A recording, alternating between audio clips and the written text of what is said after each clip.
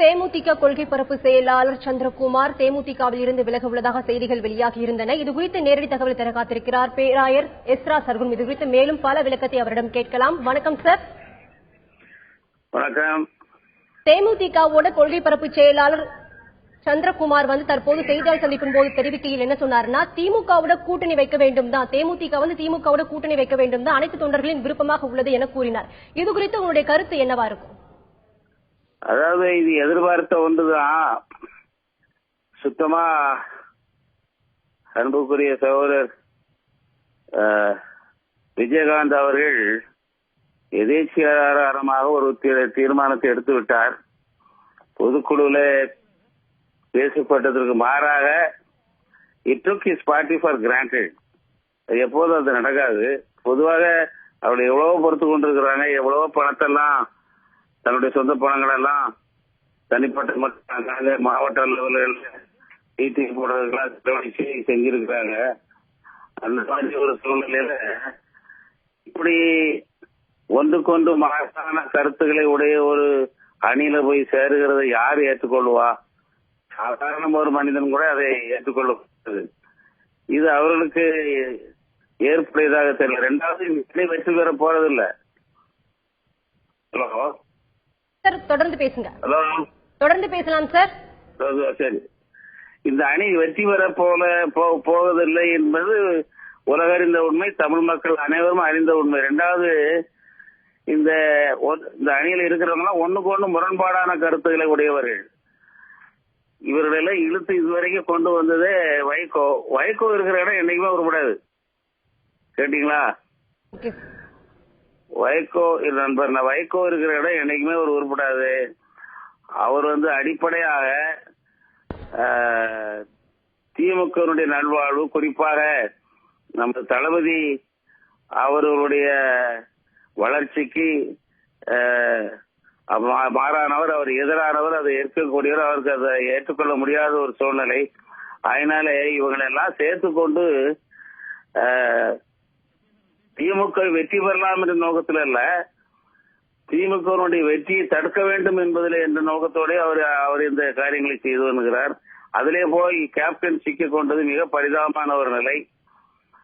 அதனாலதான் அவர் அங்கிருந்து இன்னைக்கு கூட வெளியே இந்த கட்சியை ஒருங்க நினைக்கலாம். இவங்களுடைய கருத்துக்களை கேட்டுக்கொண்டு அந்த கருத்துக்கு ஏற்ற போல அவருடைய கருத்துக்களை ஏற்றுக்கொண்டு அவர்களை மீண்டும் கூட்டி தன்னுடைய வருத்தத்தை தெரிவித்துக் கொண்டு அதை செய்யறது நல்லது. இல்லைன்னு சொன்னா கண்டிப்பாக நாட்டில் வேறு மாதிரி நடக்கும். அதனால இதெல்லாம் பார்த்து கொண்டிருக்கிற எனது அன்புக்குரிய நண்பர், பாசத்துக்கும் மரியாதைக்குரிய நண்பர் திருமா அவர்களும் ஒடுக்கப்பட்ட ஓரங்கட்டப்பட்ட மக்கள் அவரும் வெளியே வருவார் என்று நினைக்கிறேன். ஹலோ, தொடர்ந்து பேசலாம் சார். சரி, இதுதான் என்னுடைய தாழ்வான கருத்து. இது எதிர்பார்த்த காரியம். இன்னும் அடுத்த 24 மணி நேரத்துக்குள்ளாக சில காரியங்கள் நடக்கும் நினைக்கின்ற. இது எதிர்பார்த்த ஒன்றுதான். இந்த அளவுக்கு மக்களை அதுல ஒண்ணு என்னன்னு சொன்னா, you can never take people for granted. இஷ்டத்துக்கு நம்ம ஜனங்களை வளைச்சு போட முடியாது. அதே அப்பேற்பட்ட ஒரு சர்வாதிகாரமான ஒரு சூழ்நிலையிலே அவர்கள் இதற்கும் மேற்கொண்டு அவர்களால் சகிக்க முடியவில்லை.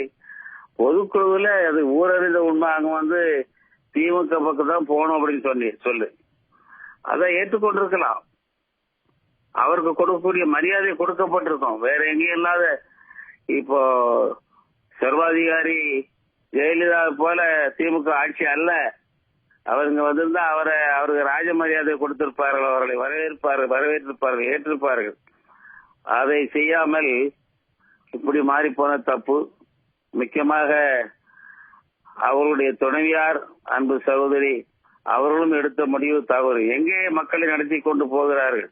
அதாவது பொதுவாக நாடு முழுவதுமே இந்த ஆட்சி அகற்றப்பட வேண்டும் என்ற ஒரு எண்ணம், ஒரு கருத்து இருக்கக்கூடிய ஒரு சூழ்நிலையிலே அதற்கு மாறாக இவர்கள் பேசிக் கொள்வதெல்லாம் எதுவுமே மக்கள் ஏற்றுக்கொள்ள மாட்டார்கள்.